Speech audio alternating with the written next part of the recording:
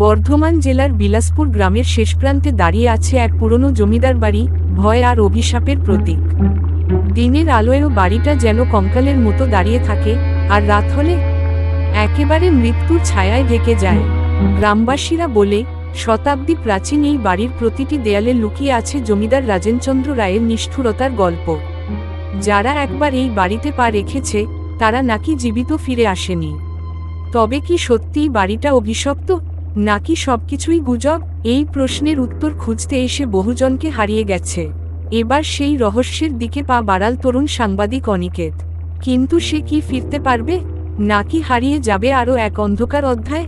বর্ধমানের সেই বাড়িটা বর্ধমান জেলার একটি ছোট্ট গ্রাম, নাম তার বিলাসপুর। গ্রামের শেষ প্রান্তে একটা পুরনো বাড়ি ছিল, যেটা বহু বছর ধরে পরিত্যক্ত। এলাকাবাসী একে ভূতের বাড়ি বলে ডাকত। দিনের আলোয়ও বাড়িটাকে দেখলে গা ছমছম করত, কিন্তু রাত হলে যেন ভয়ঙ্কর এক অভিশপ্ত জায়গায় রূপান্তরিত হতো। লোকমুখে শোনা যায়, বাড়িটাতে এককালে বসবাস করতেন জমিদার রাজেনচন্দ্র রায়। অত্যন্ত নিষ্ঠুর মানুষ ছিলেন তিনি। গ্রামের দরিদ্র মানুষদের থেকে কর আদায় করতে গিয়ে তাদের উপর চালাতেন অকথ্য অত্যাচার। বাড়ির অন্দরমহল নাকি ছিল দাসদাসীদের কান্নার সাক্ষী।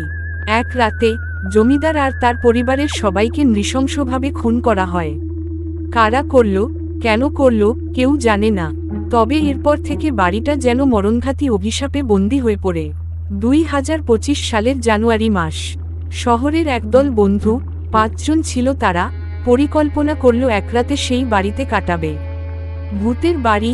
অর্ণব হাসতে হাসতে বলল, এগুলো গাঁজাখুরি গল্প, আমার বিশ্বাস হয় না। চলো সবাই, এক রাত কাটিয়েই প্রমাণ করব এগুলো সব ভুয়ো কথা। সন্ধে নামতেই তারা রওনা দিল। বর্ধমান থেকে গ্রামের পথটা ছিল সংকীর্ণ, চারপাশে বড় বড় গাছ আর পাখিদের ডাক। সবকিছুই তখন অদ্ভুত মনে হচ্ছিল। তারা বাড়ির সামনে পৌঁছালে সেটার গায়ে ফাটল ধরা দেয়াল, ছাদের ভাঙা টালিগুলো দেখে কারো মুখে কোনো কথা সরল না। সবার মধ্যে ভয় হলেও কেউ তা স্বীকার করল না। বাড়ির দরজা ঠেলে খুলতেই ভেতরে একটা অদ্ভুত গন্ধ নাকে এল, পচা, ভেজা মাটির গন্ধের মতো। এই জায়গায় কি কেউ আসেও? নীলু কাপা গলায় বলল। কেউ কোনো উত্তর দিল না। ঘরের ভেতরে ঢুকে একটা লণ্ঠন জ্বালিয়ে সবাই বসার জন্য জায়গা খুঁজতে লাগলো। বাড়ির ভেতরে অদ্ভুত নীরবতা, যেন সময় থেমে গেছে।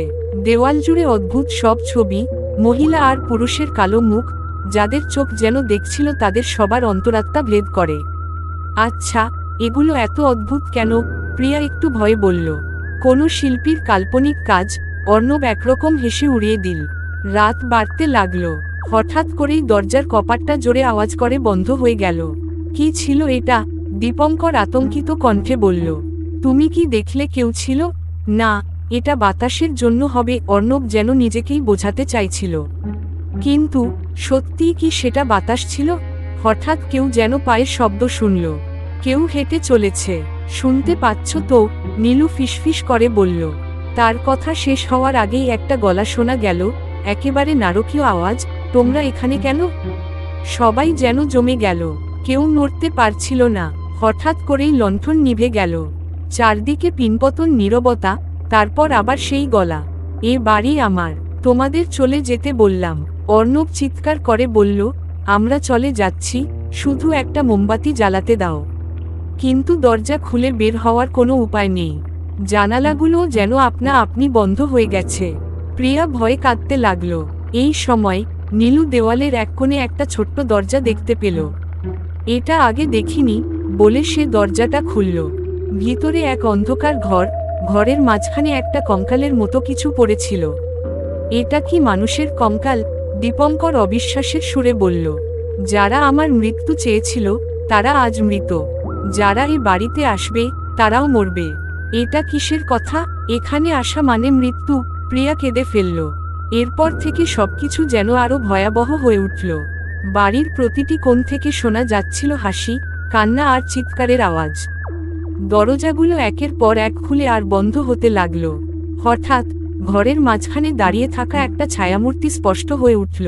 তোমরা কখনো এখান থেকে বের হতে পারবে না, সেই ছায়াটা বলল।